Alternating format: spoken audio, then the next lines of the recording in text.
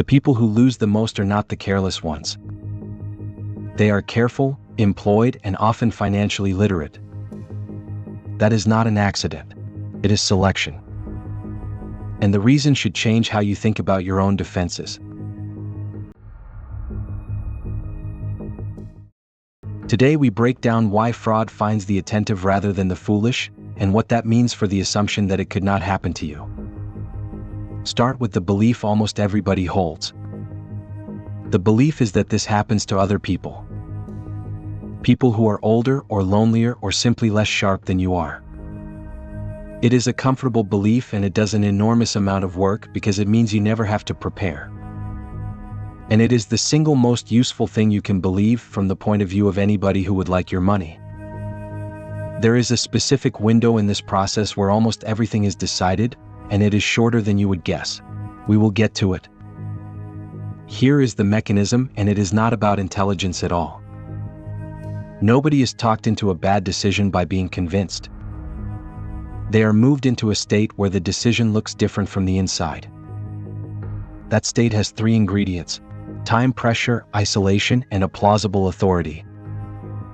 Assemble those 3 and the quality of the argument stops mattering, because the argument is no longer what is being processed.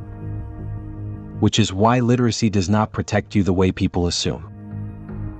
Knowing how compound interest works does not help when the thing being manipulated is your sense of how much time you have. In fact, the knowledge can work against you because a person who is confident about money is less likely to stop and ask somebody else. The defense you are relying on is knowledge. The attack is not aimed at knowledge. Now, there is an obvious objection, and it deserves to be handled properly. None of this means being careful is pointless. Ordinary caution stops the vast majority of attempts before they begin, and most people who are approached simply hang up. Preparation genuinely works, and the people who have thought about this in advance do markedly better. The claim is narrower. It is that the specific defenses most people rely on are the ones being routed around, and that being smart is not one of the defenses at all. Now here is the real reversal. The traits that protect you in ordinary life are the handles. Responsibility means you act quickly when told something is wrong. Politeness means you stay on a call you would rather end.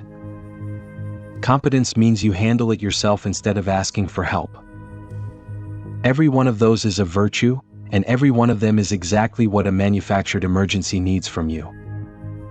If this is landing, tap subscribe so you do not miss the next one. That window is the first 30 minutes, and nothing after matters much. Before it, you are a person who could put the phone down and think. After it, you are a person who has already taken one action, which changes everything. Because the first small step is not designed to get your money. It is designed to make you a participant. Once you have done something, stopping means admitting the last 30 minutes were a mistake, and almost nobody wants to do that in the moment. There is a reason the sequence always includes an instruction not to discuss it. It arrives with a reason attached that sounds responsible rather than suspicious. An investigation that must stay confidential. An opportunity that closes if it spreads. A situation you would be embarrassed to explain. The specific excuse does not matter. The function is identical every time. It removes the one thing that reliably ends the whole process, which is a second person hearing it out loud. There is also a reason the approach is so patient now. Speed is only used at the end. Before that, there can be days or weeks of entirely normal contact where nothing is asked for at all. That period is not wasted time. It is the part that builds the thing being spent later. By the time anything is requested, the request arrives from someone who is no longer a stranger, and that changes how it is evaluated. There is one more feature worth naming because it explains the size of the losses. It is almost never one payment. The first amount is small enough to feel survivable and to establish that the channel works. What follows is a sequence, and each step is judged against the one before it rather than against the total. So people do not decide to lose everything. They make a series of decisions that each look like the smallest remaining step. There is a structural feature in almost every version of this, and once you know it, you cannot unsee it.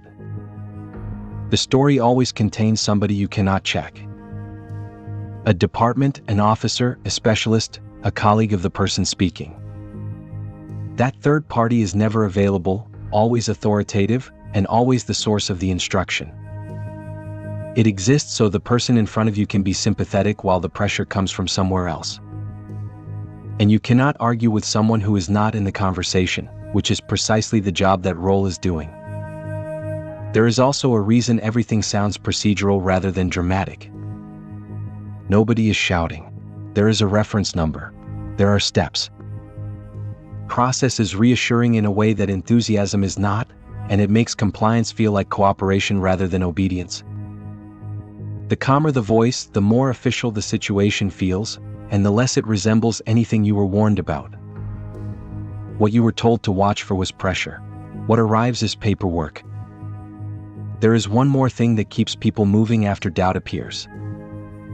Doubt does not stop the process because the process has an answer prepared for doubt. Any hesitation is met with something that sounds like verification. A detail confirmed, a document shown, a callback offered. None of that is evidence, but all of it feels like evidence arriving at the moment you asked for it. So the doubt gets resolved rather than acted on, and resolving doubt feels like being careful. It is worth being clear about who this actually happens to, because the stereotype is wrong. Losses concentrate among people who have money to move and the ability to move it quickly. That is not the isolated and the confused. That is the employed, the organized, and the digitally confident. And the shame afterwards is proportional to how competent the person believed themselves to be, which is why most of it is never reported and you never hear about it. Once you see this, several things stop being confusing. Why the first contact is so often about something small and administrative. Why the pressure is always about time rather than about money.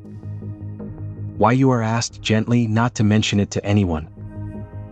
And why the people who describe it afterwards always say the same sentence, which is that it did not feel like that while it was happening.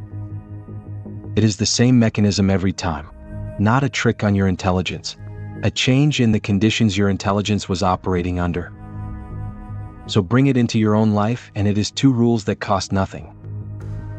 First, decide now, while nothing is happening, that no legitimate situation ever requires you to act within the hour. Not 1. If urgency is present, that alone is the signal, regardless of how convincing everything else is. Second, agree with one person that you will tell them before moving money in any unusual way. Not for permission, just so the sentence gets said out loud to somebody who is not inside the situation. That single habit ends almost all of this, which is precisely why being asked to keep quiet is the most reliable warning there is. Now back to the first question. Why does this find the careful rather than the gullible? Because it is not looking for people who believe silly things. It is looking for people who act decisively and alone when they are told something is urgent. That is not a weakness.